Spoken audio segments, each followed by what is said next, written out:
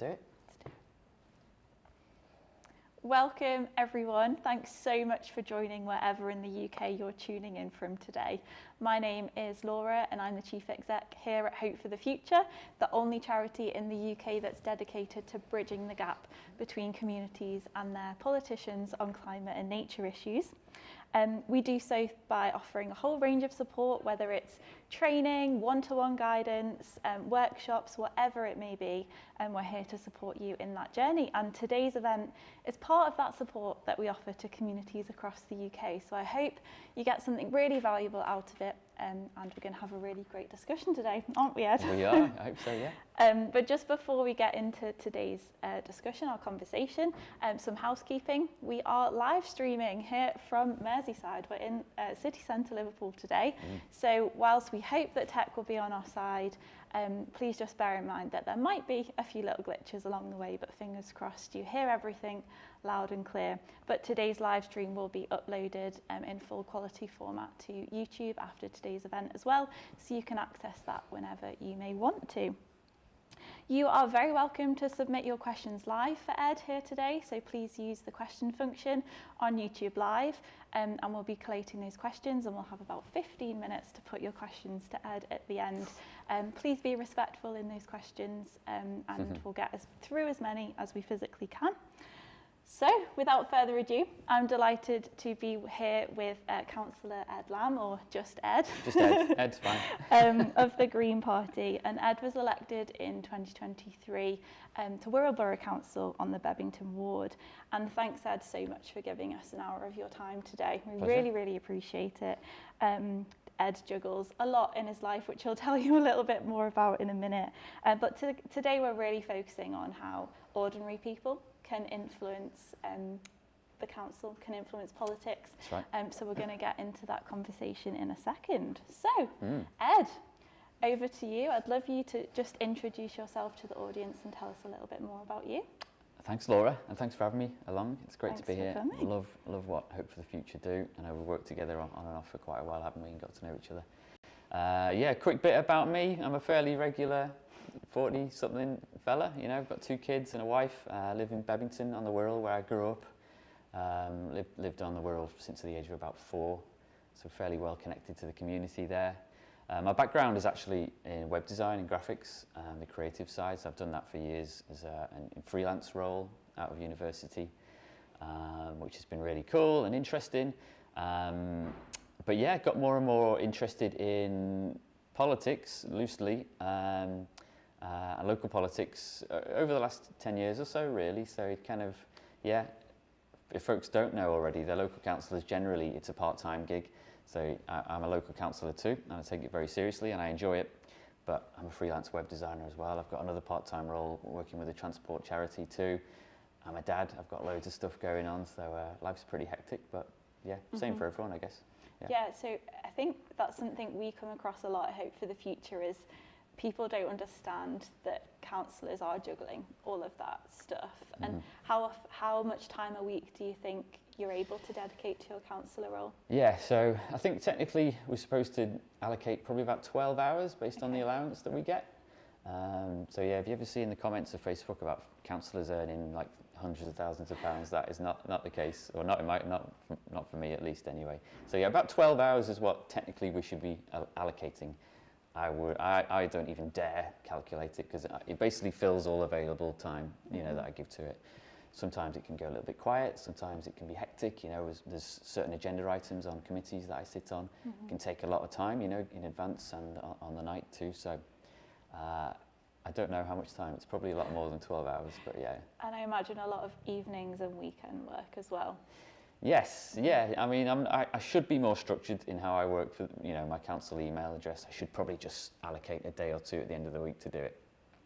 But I just haven't got the brain for that, so I've got loads of email addresses open all the time, and if something pops in that needs attention, I can get right on it, depending on how urgent it is, that kind of thing. Yeah. And I imagine a lot of the things that people get in contact with you about are quite urgent, and so you do need to juggle that with your day job and your family life and everything as well. Exactly, yeah, sometimes they are urgent, you know. We've got a storm rolling through tomorrow, Storm Eowyn, I think it's been named, so that will probably trigger a few emails or phone calls, or well, I don't have to, but there's Facebook community groups that I keep an eye on, you know, trees have come down, that kind of thing.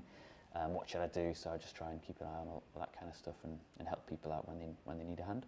Great, thanks Ed. It's really great insight into the juggle of a councillor, and bearing that in mind when we as communities are thinking about engaging with them. It's how we can fit in with that juggle as well, and make sure that the thing we're asking of our councillor is as constructive as possible to make it work within that time you've got available. Cool. So what challenges does the council face at the moment, talking from your own experience about implementing climate change policy and responding to the climate crisis? I mean, it's pretty well documented that councils have been kind of stripped right back in, you know, the last 15 years or so. Not sure why that might be. Obviously I am. So yeah, councils have trouble in terms of budget. I mean, on Wirral Council right now, I've got, you know, some quite serious decisions being taken around our budget so that we don't go bankrupt, that kind of stuff. So that has impacts on staffing really. So, you know, I think there was a time when councils were kind of had a much bigger workforce to get things done, and in recent years that's been cut right back. So that's probably the main issue really. It's not just the budget side of things, but it's the actual amount of people on hand to help out with things and to focus on stuff and to build the longer term strategies to achieve the things that we're trying to do. So yeah, it's hard work. And you've been elected for around 18 months, so still getting sort of understanding the day-to-day. And over that 18 months, have you noticed a change in the challenges being faced? Or I have, but I guess I was elected in May 2023. I sort of knew a little bit before that about how the council worked, because I'd been a sort of a campaigner before that, and I got to kind of work with other Green Party councillors and actually other councillors from other parties to kind of learn a little bit about how the system works. You know, for me, my introduction to politics came a lot from the school run actually, because I was that sick of the danger that I faced with my kids getting them to school. I thought, I'm going to do something about this. How hard can it be? And it turns out, this is like 6, 8, 7, 8 years later that the road that I still walk my kids to school on is still unsafe, and the things that we could do to make it safer haven't happened yet, but we're getting close. So yeah, in the 18 months since being a councillor, you know, there's a bit of a time when you need to kind of get your feet under the table a bit, start build those relationships with officers, both the junior officers and the more senior ones, and also get to know other councillors. So the Green Party on Wirral have 14 councillors out of 66. Tories and Labour have more councillors than us. So there's no overall control, so we have to work together a little bit. So you know, I like working with people. It's just how I've always worked in my the business side of things. So you have to build those relationships with folks. It might not necessarily, you might not see eye to eye on everything, but there's always common ground on certain issues that you can speak about, I find. Yeah, that's really good to know. And how often do you hear from your constituents about these topics like the climate crisis, the nature crisis? Yeah, not very much really. You don't hear, I mean, it's not just those things. You don't hear from, apparently, I think there are about 12,000 potential voters in my ward in Bebington. And, you know, I might hear from 4 or 5 of them a week, maybe, via email or on the phone. And it's quite often the same people that I've spoke to already about stuff, and they've got other questions. So there's not many people that actually take the time to get in touch. Now, that could be because they kind of expect me just to get on with it. They sort of know what we stand for in our ward and what the kind of things we're working towards. We send out quarterly newsletters to every door, through every door in our ward, so people know what we're up to and they know how to contact us. So maybe folks are just happy for us to crack on and do it. But it is interesting how little we hear from folks, not just about the climate crisis stuff, but on whole, everything really. So is that 4 to 5 a week on every issue? Yeah, I'd say so. I get a lot more emails than that. I get tons, like hundreds of emails from, all the committees that I sit on, all that kind of stuff, officer decisions that are going on in the background, and obviously fellow councillors discussing things over email. So I get a lot of emails, but not a huge amount from residents, I'd say. Okay. Yeah. And when you do receive that correspondence from residents, how does that influence your day-to-day role as a councillor?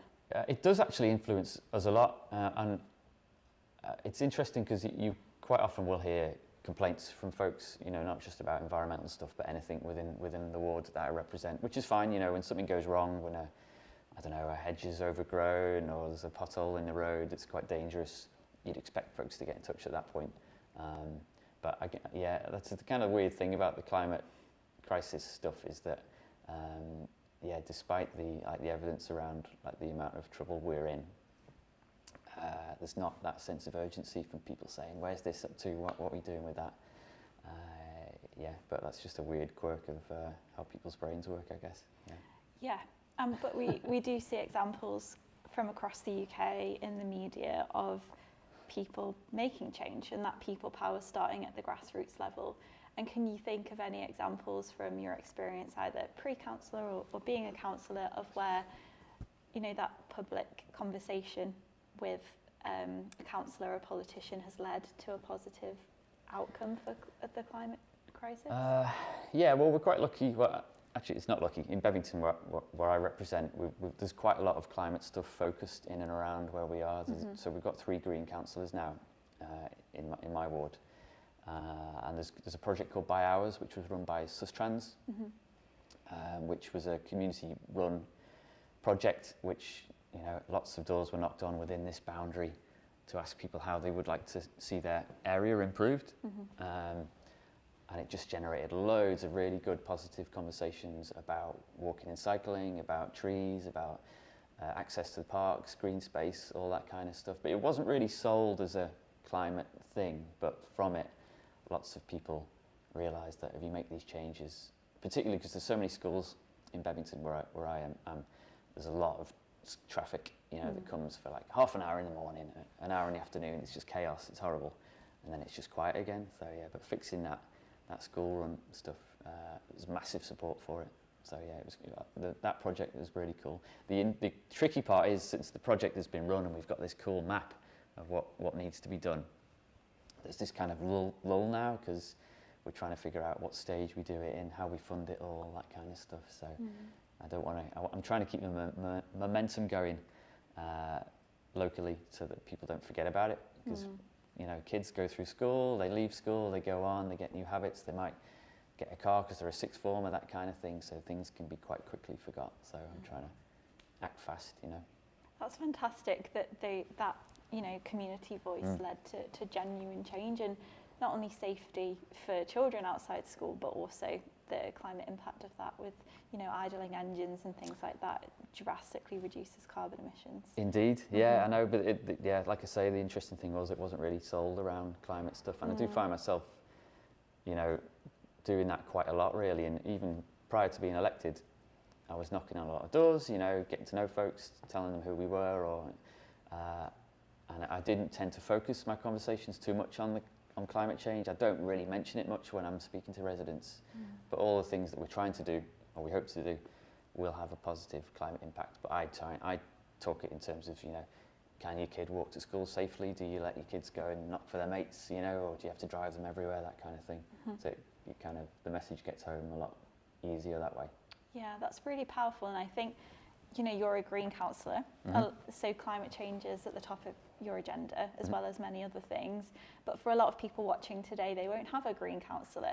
And I think what you're saying there about the framing of how we speak about things goes for the people watching at home as well. It's like, if you have a councillor who, you know, potentially climate change isn't at the forefront of their mind, thinking about how we frame our conversations with them. And a lot of people that we work with at Hope for the Future at the moment are worried about heating versus eating and being able to afford their energy bills, and tackling all of those, you know, peripheral issues to climate change also has climate benefit. Absolutely. And I think from your experience working within the council, you know, is that something that's coming up more and more, is these peripheral issues? Yeah, huge. I mean, and you know, committees, there's a whole range of committees which maybe we'll talk about a bit later on, and how the mechanics of a council works. But when a decision is made at a committee, there's a report given for each agenda item, and within every report, whether it's on the Environment Committee or not,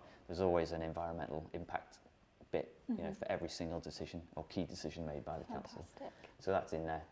So it is, yeah, and it gives us that ability to build it into everything we're doing, ideally, you know, that kind of thing. Yeah. Is that something, do you know if that's embedded in most councils nowadays, or is that something that people at home can be working towards? I don't know, actually. Yeah, it's worth checking. I mean, yeah, just go to your council website and have a look at an agenda for an upcoming meeting, whatever it might be, and just check the initial headline report and see if there's an environmental kind of impact section to it. Hopefully there is. If not, it's I'm not sure when it was added to the reporting process on Wirral. But yeah, it's always interesting to check that bit out. Yeah, it seems like a no-brainer if we're genuinely to embed that improvement process across everything. But there's also sections around like community wealth building and that kind of thing, which have been added to over the years. So yeah, we're just trying to have that holistic view. Because social justice and inequality, you know, we need to fix those things at the same time as reducing emissions, which is it's tricky, but it shouldn't actually be that tricky if we do things right. But yeah. We can do it. Ed. So we've started to touch upon already how difficult the council system can be to navigate. We're going to get into that a little bit more now. So I've got a few scenarios for you. Okay. And if you could walk us through how people might navigate these different scenarios. Right. So no pressure. Yeah, okay. So a resident is worried that the council isn't keeping up with their own climate commitments. How can people keep their councillors accountable? Okay, so that's assuming from the question that the council has set some sort of target. So on Wirral, we're quite, so I think there was a climate emergency declared before I was a councillor in 2019. And before that, there was sort of climate strategies that had been developed. And I think at the moment there's one called Cllr, which is sort of an updated strategy for climate progress on Wirral, which I think is going to be updated again very soon, actually. So I would just check your council strategy stuff to see there should be strategies around housing, around transport, and hopefully your council has got one around climate change and where they're up to and that kind of thing. What was the question? So it was around whether they were worried they might be off track, is that right? Yeah, how can you keep them accountable to their commitments? Yeah, well, so there should be some sort of, well, we've got a committee system on Wirral, which is kind of there's a whole range of committees. So I sit on the Housing and Regeneration Committee. There's an Environment and Climate Change and Transport Committee. So you just need to check how your council is set up. Some councils have a cabinet system, which means decisions are made in a slightly different way. I've never experienced that, so I'm not sure. Anyway, just have a look at the kind of mechanics of the council, and there should be some sort of subcommittee from main full council where issues around environment are discussed and reported on. So on Wirral, there's sort of an annual climate report sent to the Environment Committee, I think, and that's a good time to see where the council's up to on stuff. And obviously within committees, you're allowed to ask public questions at any time. You know, as long as you get your question in before the deadline, you can have your questions submitted to the committee chair, and you'll get a written response. And you can either go in person to say it out, or if not, you can just submit it and it'll be read out. And they're usually webcast, so you get to see what the answer is. Fantastic. Is it worth talking to your ward councillor about those types of things as well? Ah, definitely, yeah. Ward councillors are, you know, of all colours, generally from what I found, really like hard-working, diligent folks, even if we don't always agree on stuff all the time. So yeah, getting in touch with your ward councillors. You've probably got 2 or 3, depending on where you live. I know some councils have like parish councillors, a little bit of a different setup. You should be able to find out who is there to represent you, and just ask them. Yeah, usually I quite welcome getting questions from members of the public about anything, really. Great, thank you. Second scenario for you, Ed. Okay. A community group wants safer cycling routes and has some ideas for where routes could go. How could they influence the council? Okay, my specialist subject. Yes. Cycling, yeah, sort of, yeah. So first of all, I would check to see where your council is up to. So there should be some sort of overarching transport strategy for the council, and even for here in Merseyside, we have the Liverpool City region, which is sort of an umbrella, massive authority which oversees the various different districts around. So there's a Liverpool City region strategy, which is where a lot of the funding comes from. for things like, bus improvements, cycling and walking, that kind of thing. So I would just see where your council is up to initially. Hopefully they've got some sort of active travel strategy. By this stage of the game, it can be controversial stuff, but there should be some sort of strategy. And it might just be that the council needs some support, because these things, if you've ever been on Facebook and looked at an article about cycle lanes, you might have just seen the comments underneath it, all like, what are we wasting all our money on this for? So the council will usually welcome some support from residents or a community group. And there might be other groups you can get involved with, so there's cycling campaigns right around the country. So there's a Merseyside cycle campaign, there's some good folks in there. Every part of the UK tends to have folks that have been banging the drum for this stuff for years and years, and hopefully now we're at the time where we're kind of reaching that tipping point where it's starting to become a bit more normalised to see, that kind of infrastructure going in. So join in with other people as well, because there's a very good chance there's folks already had the same thought as you, and there's some work that's already been ongoing that you can join in and just add to the momentum of it all.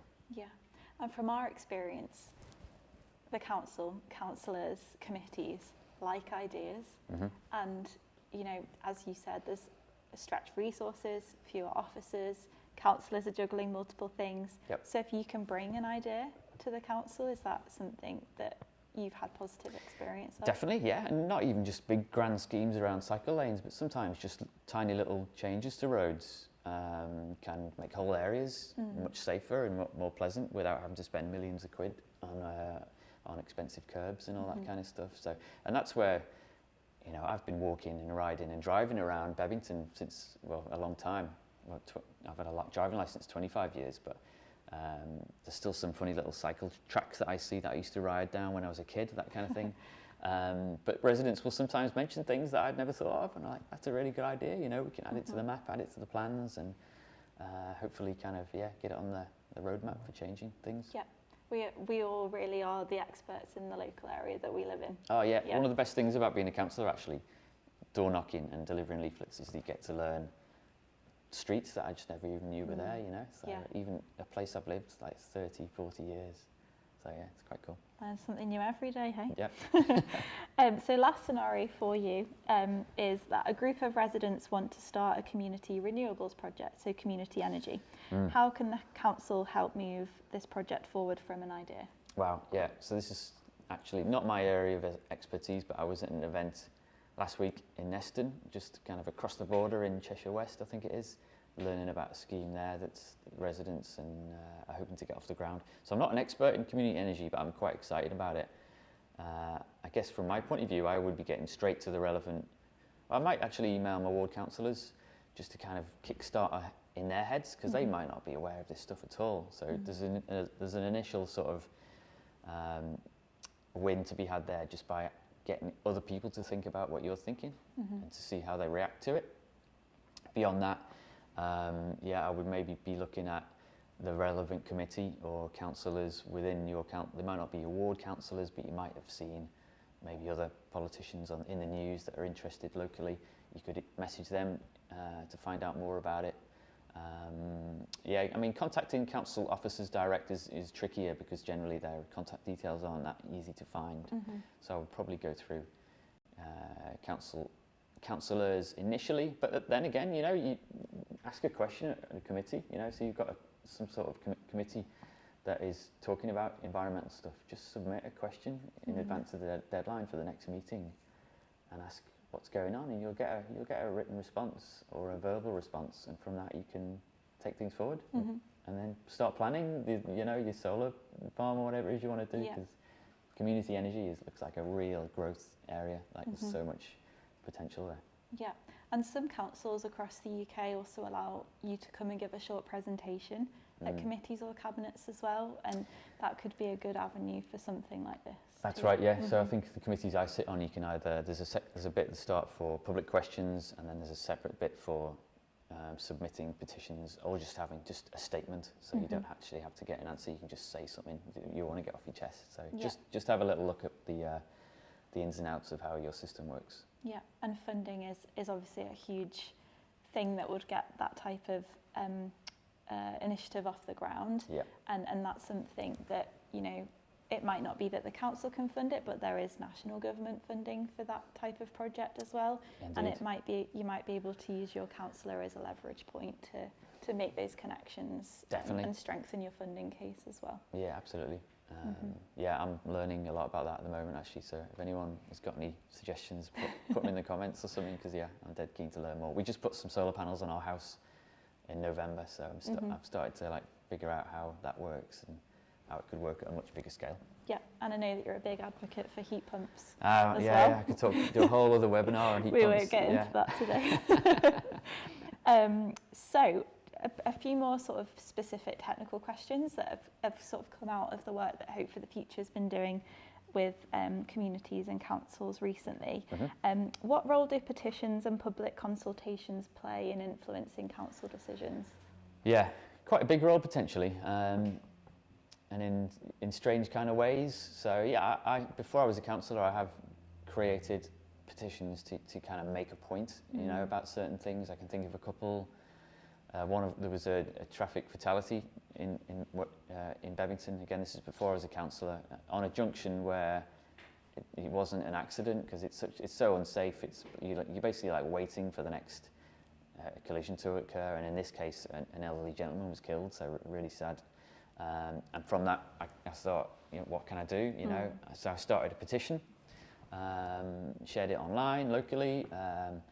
And it got 600-700 signatures, that kind of thing. Lots of people realising the exact same thing, you know, it's so hard to cross, you know, there's so much traffic.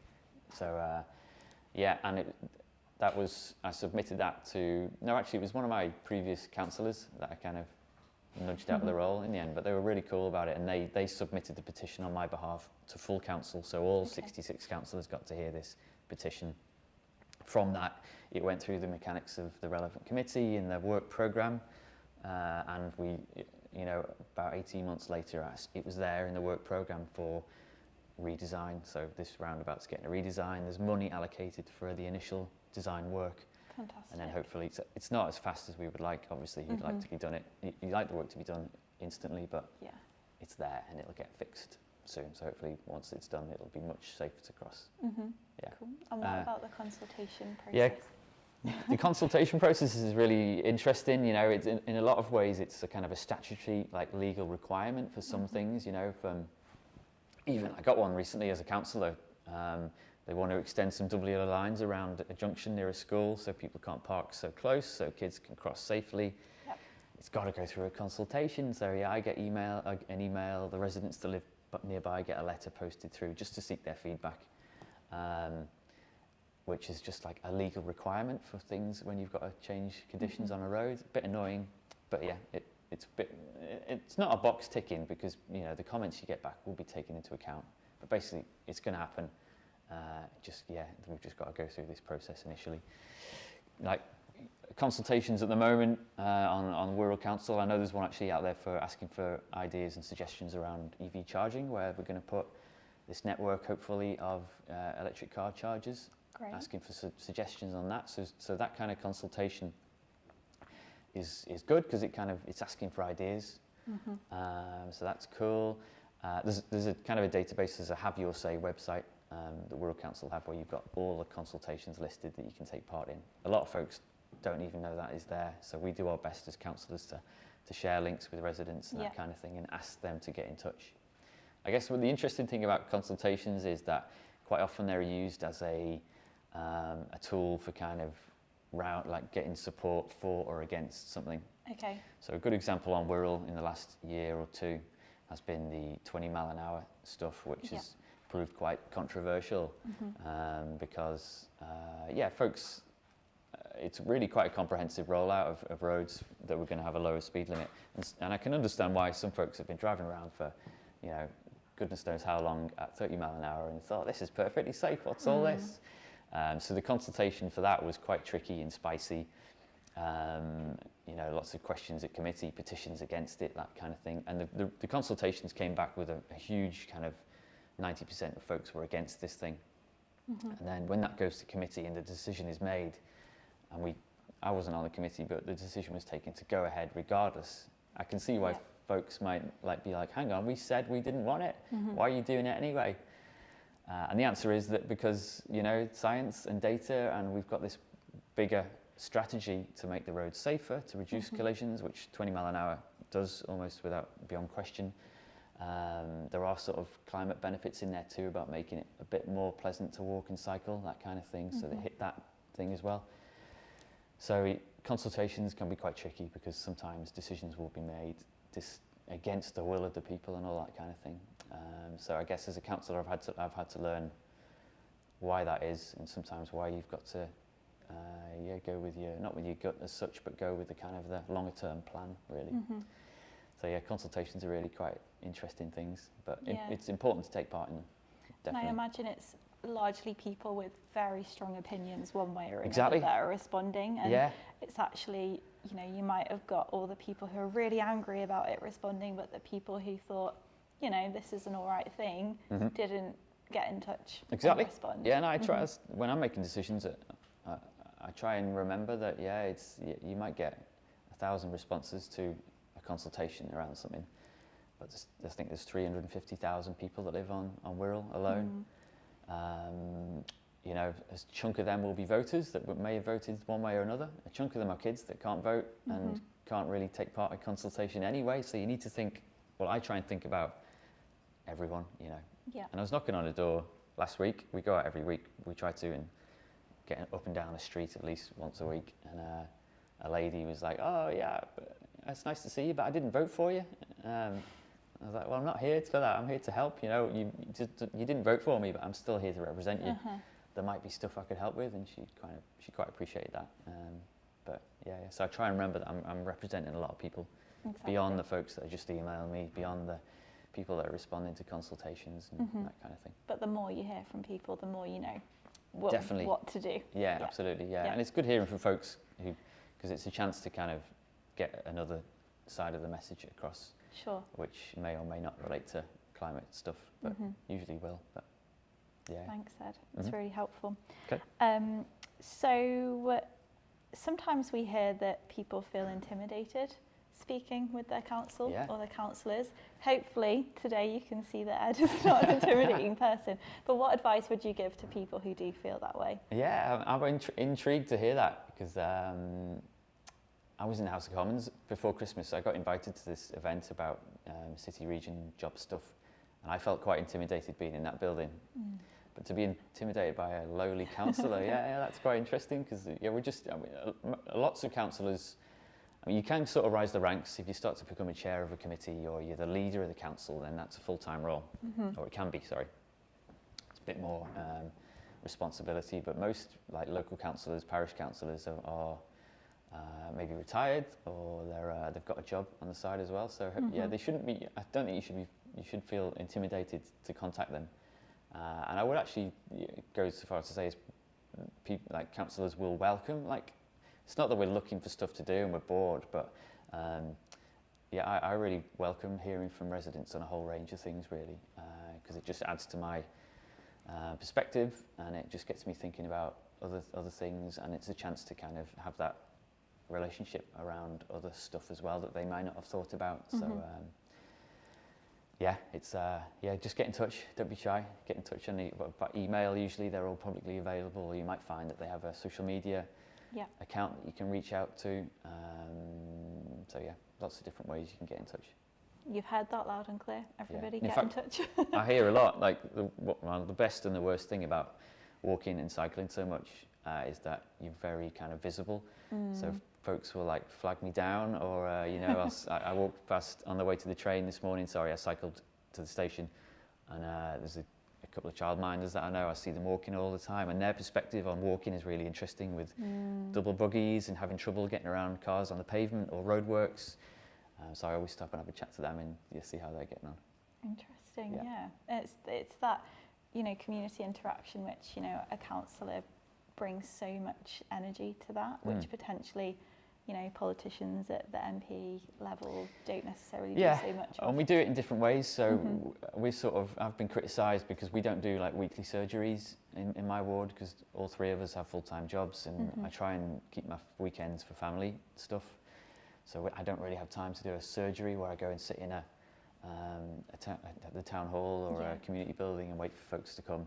Whereas other councillors do that. So folks watching, you might have councillors that have a weekly surgery where you can go and meet them. That's not how we do things, but I can see why that would appeal to some people. But if someone wanted to meet you Yeah. about something urgent, you would make the time? Yeah, absolutely, yeah. And I'll go along and say hello, or we can meet up at somewhere, a coffee shop, that kind of thing. Yeah, always up for Great. meeting up. So just to pick up there, you said sometimes councils have social media as well. And what makes sort of, I guess, two questions. What makes a good interaction? So if a resident was to approach you, what makes that good? But also, how should people be contacting their councillors? Yeah, I mean, it was a tricky one for me because prior to becoming a councillor, I'd built quite a good following on Twitter, as it was then called.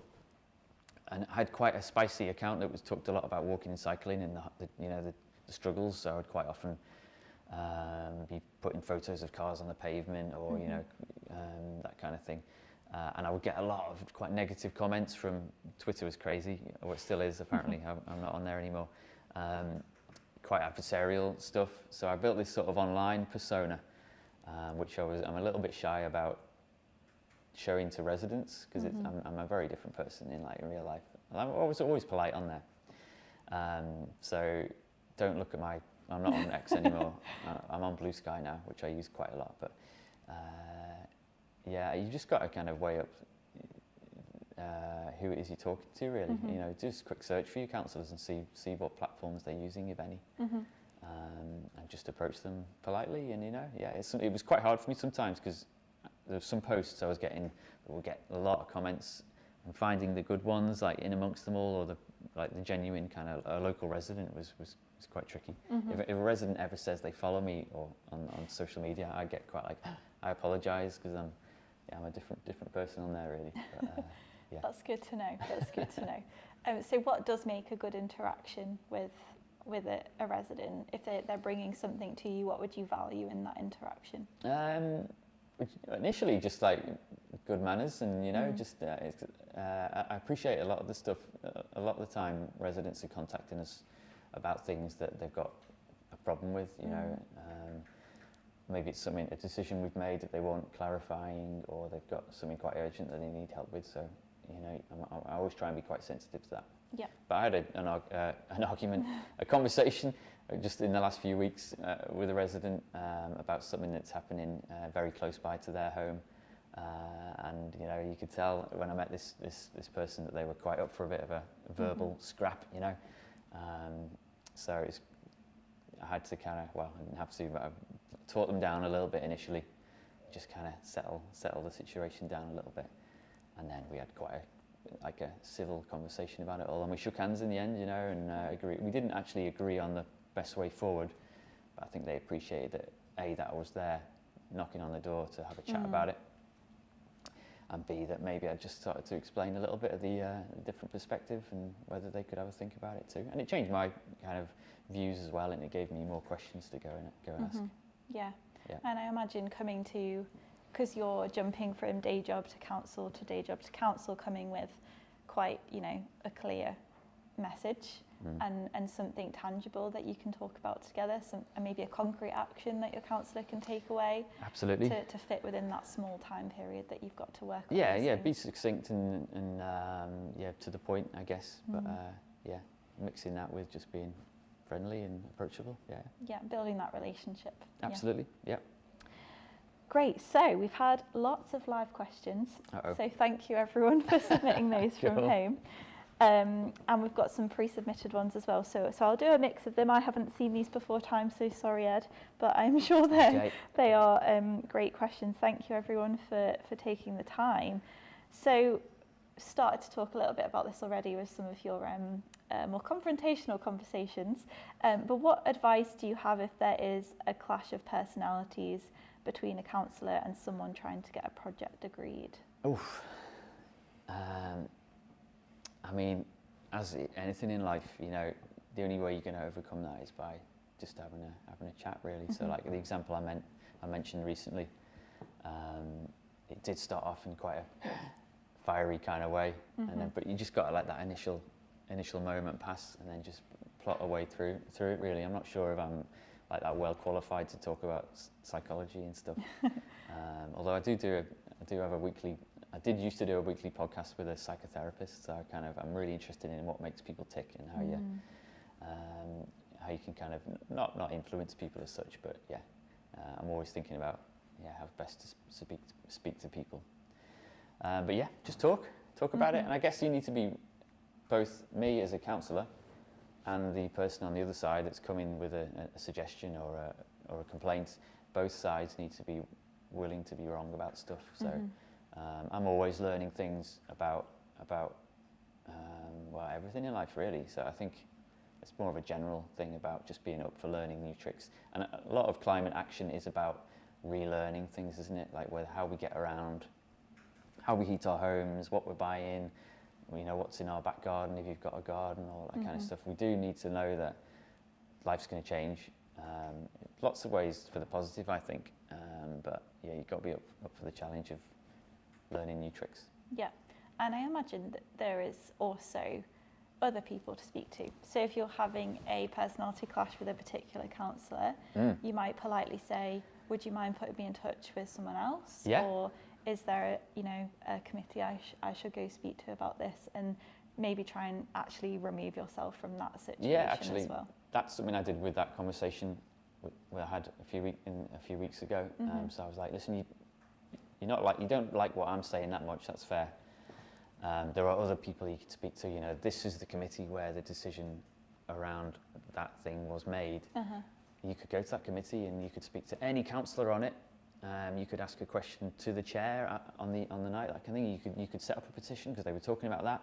I did say go for it, and submit it at this committee. So I was trying to give them all the ammunition, if that's the right word, to kind of get so they felt like they'd had all the opportunity to do what they need to do. Great, thank you. Hard question, that one. Yeah. So this person's talking about, there's lots of different initiatives going on across the council, also decreased budgets. Yep. How do you advise that this person could make their climate project stand out to the council so that they choose to be a champion for that particular project? Oof. Initially you can stand out by just showing like a lot of energy for it. It doesn't take that much effort actually to get to the top of that pile of this person's emailing us all the time. Partly let's just deal with it to shut them up, but also they've got an idea and there might be something in it. So just show a lot of energy for your project, both to councillors and to the council in general. Because I don't get that many emails from folks. We don't hear that much from people, so it doesn't take a huge amount, I think, to kind of rise to the top and get your thing to stand out a little bit. So yeah, just go for it. Yeah, we've had a few experiences where projects which politicians, whether they were an MP or a councillor, have chose to progress are the ones where there's been quite a lot of thinking behind the scenes and there's a clear plan. Well, yeah. And yeah, maybe they've got, they know how much it's going to cost. So there's a really clear funding target, or they know how long this is going to take, or they know the impact that this is going to have, and giving your politician those really tangible things to latch onto can be a really good way of propelling a project forward. The more work you can do on that to take the pressure off councillors and officers that are stretched for time already, the better really. If you can get the business case all lined up or do as much assessment as possible. And the people power as well, like 12 hours a week to work on all your council stuff. If you can say, I'll give you 2 or 3 hours a week of my time, and we can work on this together. Like, what a powerful team that could be. Hey? Indeed, and build your own little team, like build a group of residents that kind of share a similar kind of view, that kind of thing. The champions, yeah, definitely. Brill. Budget cuts is coming up in the questions as well, Ed. Okay. This one says, my council is facing a lot of budget cuts, so it feels like climate and nature neighbourhoods aren't at the top of the agenda. How can I make sure they remain key issues despite these funding cuts? Yeah, well, I'm kind of up to my neck in that stuff at the moment, personally. So, like, we as a group, Green Councillors are meeting regularly and going through, because I'm actually not that very good at like spreadsheet stuff and looking at numbers. I've got the creative background really, so spreadsheets and tables of numbers that just terrify me, to be honest, which when you're dealing with budgets is not good. Thankfully, I've got colleagues who are better at that kind of thing and can explain it to me and that kind of thing. But just fight your corner and argue your case. You know, it's not just the Green Councillors doing this, but for a lot, there's other councillors of other colours that kind of recognise that we need to protect certain things within budget decisions, and just fight your case, you know, and make the business case as well. So, you know, for decisions that we're making at the moment, we're trying to show the longer term economic benefit for the stuff that are priorities to us. And we're doing, well, we'll find out in a few weeks when budget kind of gets signed off, what we've been able to keep hold of. But the economics of climate change and our response to it are quite simple, really. You know, it's going to cost less to deal with stuff now than it is waiting for systems to collapse, isn't it? So, yeah, get your numbers lined up, and it shouldn't take that much. And then you've got to do the job of selling it to the council in terms of why we need to be keeping hold of certain things. But really tough choices, you know, and like we're talking wider things around adult social care and child services and all that. So, pretty crazy times at the moment. Yeah, thank you. And on that line of thought, someone here is asking around how local authorities might be encouraged to relinquish control of facilities that they no longer have the resources to manage, potentially if budgets are being cut and that sort of thing. This person says, I think this would enable us to develop more local green initiatives, so in the local control. Is that something you've experienced of? How can people encourage councils to do that? Is it around letting go of maybe buildings or assets that are no longer?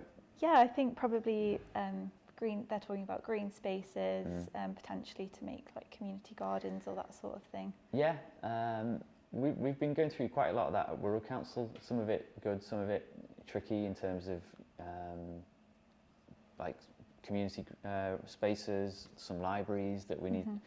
Quite a lot of old big buildings that the council don't really use anymore that we're trying to sell back into the market so they can be repurposed or even maybe even demolished and like something else built there in its place. So we've had a process at Wirral where there's been quite a lot of community asset transfers have gone on.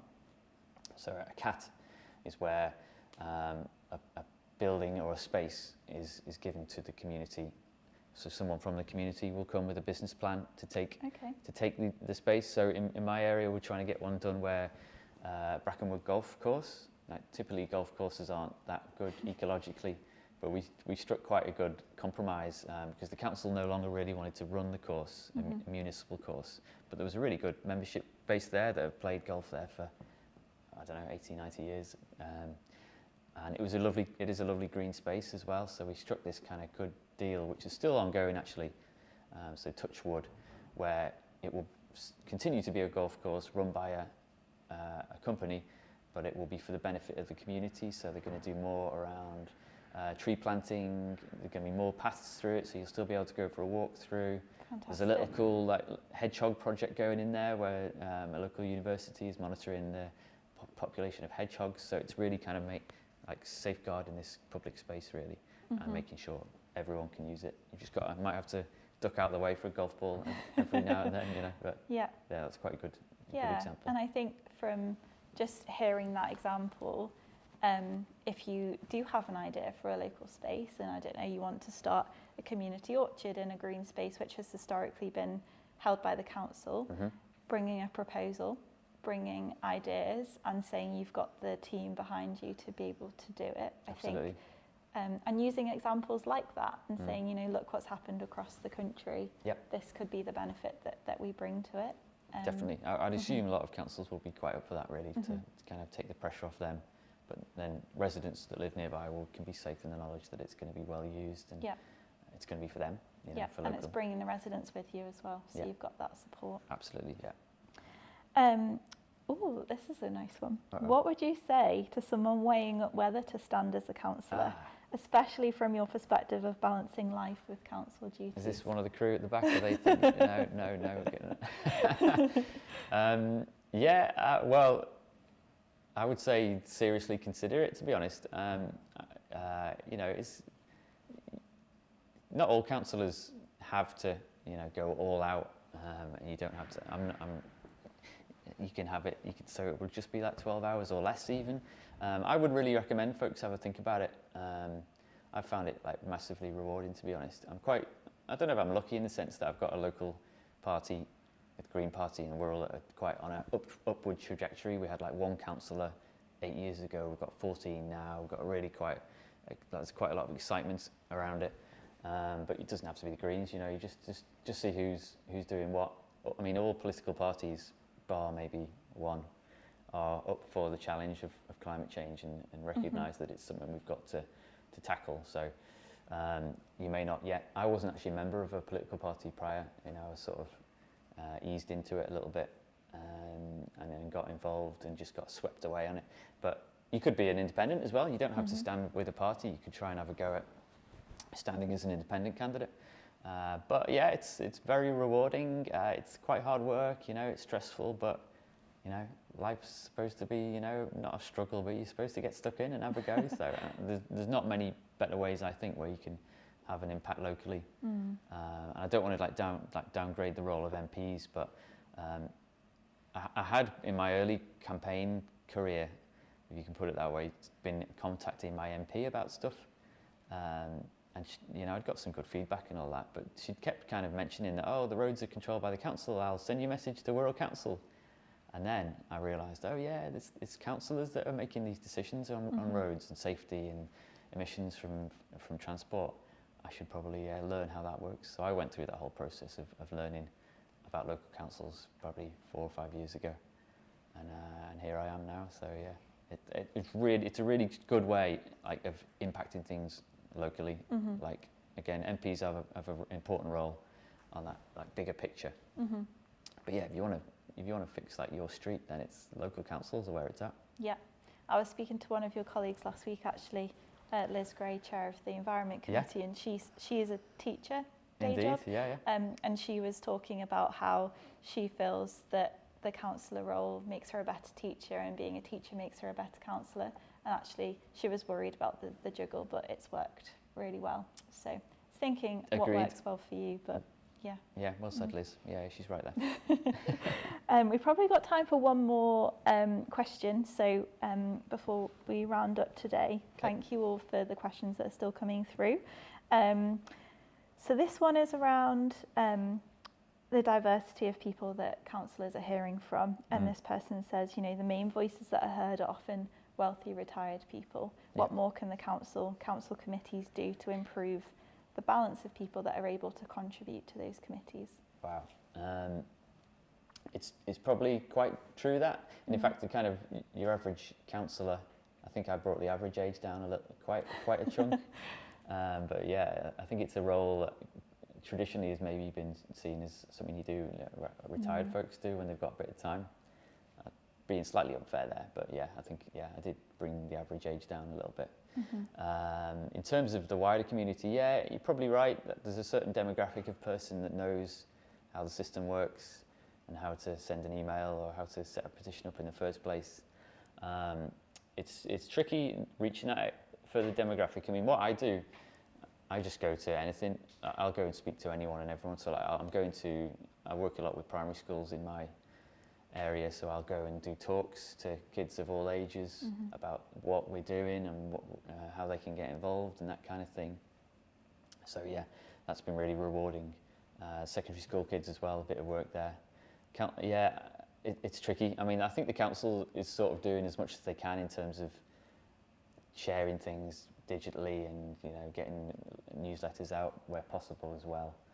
I think it's more on us, to be honest, you know, people watching this, myself, everyone in this room actually, and not forgetting the folks behind the camera, to learn, you know, take some responsibility to learn about the process, and if that doesn't sound too harsh, just to get stuck in and give it a go, because we're running out of time on this climate stuff. So and I've done my carbon literacy training, so I know that the longer we wait, the more serious the action will be 5 years from now. So yeah, just get involved and speak to it. You know, I'm sure we've all got friends and family, and we have teas and coffees and dinner with family at the weekends, that kind of thing. Just start to talk about this stuff around the table and with colleagues at work. Yeah, I think it's an awareness thing as well. People don't know that they can go to committees or ask questions, or that consultations are happening. And as you said, we can have so much of a responsibility to do that, but it's really great to hear that you're doing that active outreach in the community as well. And maybe that's ideas that we can instill in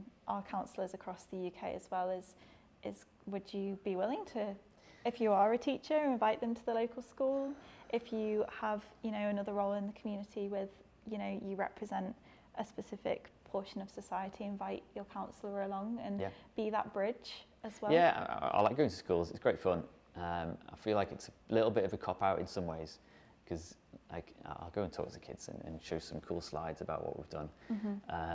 But it's our generation, it's the grown-ups that have got to act on this stuff. So by the time these 8-year-old kids I'm talking to are 18, we've got to have had a lot of the work done. So I do like, when I go to schools, I have that at the back of my head. And sometimes I've even been cheeky enough to kind of like speak to the teachers directly with the kids in front of me and say, listen, what are you folks going to do? Because you're the important ones. So yeah, but I guess personally I could do with more. It's maybe not so much schools and working with community groups, business associations, that kind of thing. Yeah. But yeah, I've been to like a couple of local church sermons to before the sermon to talk about what we're doing as well. So any chance I get, I'm going to talk to folks. Cool, thanks Ed. We shouldn't really do another question, but they're all so good. So we're going to do a quick answer. Go for it. We talked about consultations before, so I just wanted to pick up on this question. What can councils or councillors do to improve awareness that consultations aren't referendums? The opportunities to improve the proposed plan, not oppose them, which I think is a really important point. Yeah, I don't know. I mean, when the 20 mile an hour stuff was going through Wirral, I did notice in the wording that the council tried their best to make that a bit more clear. So the actual consultation said in September, whatever, a decision was made to proceed with 20 mile an hour as a strategic decision. We have now got to the point where we've decided on which roads we think should be included. Yeah. Even then, though, it didn't really work, because it was just like people were either loved it or were dead against it. So I don't know. I guess it's just part of wider education, really. About, because I've had to learn it myself, really, about how consultations work. I think council should probably continue to do that a little bit more at the top of it, in the text at the top, hoping that people might read it before getting to the important bit and submitting for or against. And I guess it's something that councillors can probably do a better job of, me personally as well, in explaining that. When we're sending our emails out to residents, or we're posting on social media, we can make that a bit more explicit at the start. Yeah, thanks Ed. Cool. Well, what a great conversation. Thanks so much, Ed. Take a breather. They were really thoughtful answers, and I've learned a lot, and I hope everyone at home has got something out of that as well.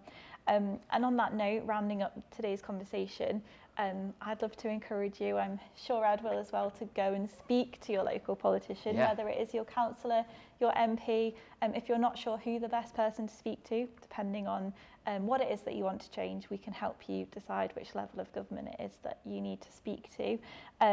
Often we can feel that we don't know enough, which is something we've covered today, but you have enough expertise in your own life to probably be more of an expert in what it is that you want to speak about than your own politician, who we know has so many different things to think about. So yeah, what is really clear today is that your voice does have power. Definitely. Hopefully by using Hope for the Future's resources, you can add more power to that voice by understanding who the right people to speak to, what the best, most constructive way to have that conversation is. So please do use Hope for the Future for all your support needs that you could ever need. We are offering, I think, 6 or 7 training sessions over the next month. So take a look at our website, sign up for one of those. Every training on our website is totally free of charge. We'd love to see you there. And as I mentioned, this recording today will be available on our YouTube ever more for you to look at in your own time, and we'll be adding subtitles to that as well for those of you with accessibility needs. You can get in touch about any other anything you want to ask us about via the form on our website, so please do have a look at that as well. And if you have enjoyed today's event, please subscribe to our YouTube channel, because we are going to have a lot more events like this, really breaking down the political system and demystifying politics over the next few months. So we'd love for you to subscribe, like and share. It really helps us here at Hope for the Future. So just to round up, a huge thanks again to Ed for joining us. I hope you've enjoyed today as well, and taking a time out of all of the other responsibilities that you have. And thanks for joining everyone at home.